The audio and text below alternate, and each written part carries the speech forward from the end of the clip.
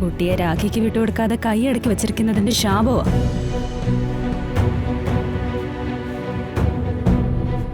ദിയമോൾ ഇപ്പൊ അനുഭവിച്ചുകൊണ്ടിരിക്കുന്നത്. അതിന്റെ ഫലം കൊണ്ടാ ദിയമോൾക്ക് ഇങ്ങനെയൊക്കെ സംഭവിച്ചത്. സ്ഥാനത്തോ അസ്ഥാനത്തുള്ള നിന്റെ ഈ കുത്തുവാക്ക് കൊടുക്കലുണ്ടല്ലോ, അതുകൊണ്ടാ നീയും രക്ഷപ്പെടാത്തത്. നിന്റെ ഈ മനസ്സിലിരിപ്പോണ്ടാ മനോജിന്റെ ബിസിനസ് ഒക്കെ പൊട്ടിപ്പോകുന്നത്.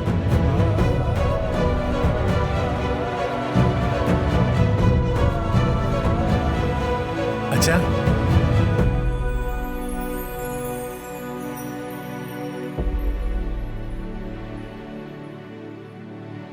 എന്തായി മോനെ? ദാ ആ വരുന്ന ആരാ നോക്കിയേ?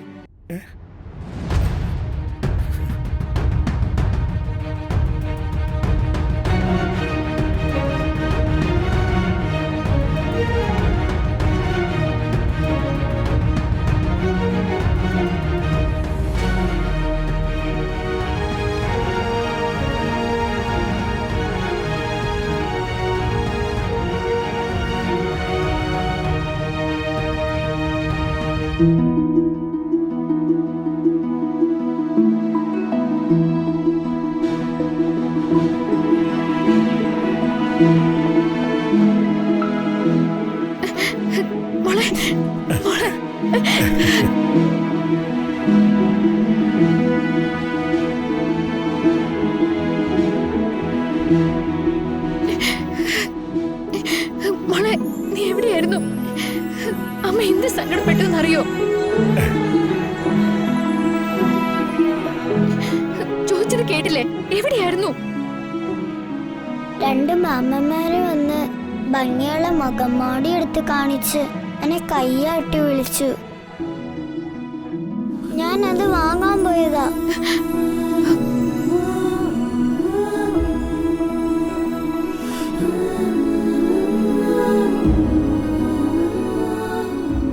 ഞങ്ങള് തക്ക സമയത്ത് ചെന്നില്ലായിരുന്നെങ്കിൽ കുട്ടിയുടെ ശവം പോലും കിട്ടില്ലായിരുന്നു.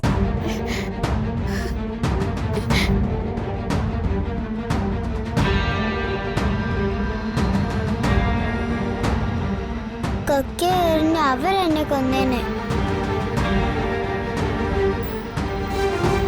ചോക്ലേറ്റും കളിപ്പാട്ടങ്ങളും ഒക്കെ കണ്ടുകൊണ്ട് ആരുടെ അടുത്ത് പോകരുതെന്ന് പറഞ്ഞിട്ടില്ലേ ഞാൻ? അഹങ്കാരി.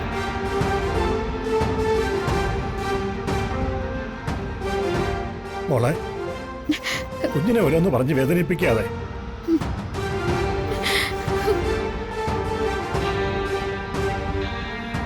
ആ, പൂജ കഴിഞ്ഞ് നോക്കുമ്പോ കുട്ടി ഈ മുറ്റത്ത് നിൽക്കുന്നു.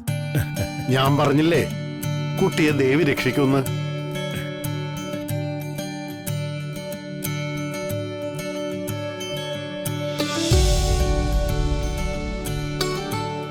കുട്ടിക്ക് വേണ്ടി ഒരു പൂജ നടത്തി. ദാ പ്രസാദം.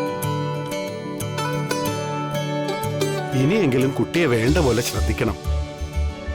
ഒറ്റയ്ക്കെങ്ങ് അങ്ങോട്ട് വിടരുത് കുട്ടിയെ.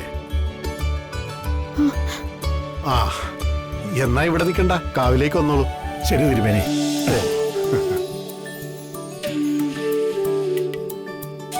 ദിയമോൾ ഇവിടെ ഉണ്ടെന്ന് ശത്രുക്കൾ ആരോ അറിഞ്ഞിരിക്കുന്നു.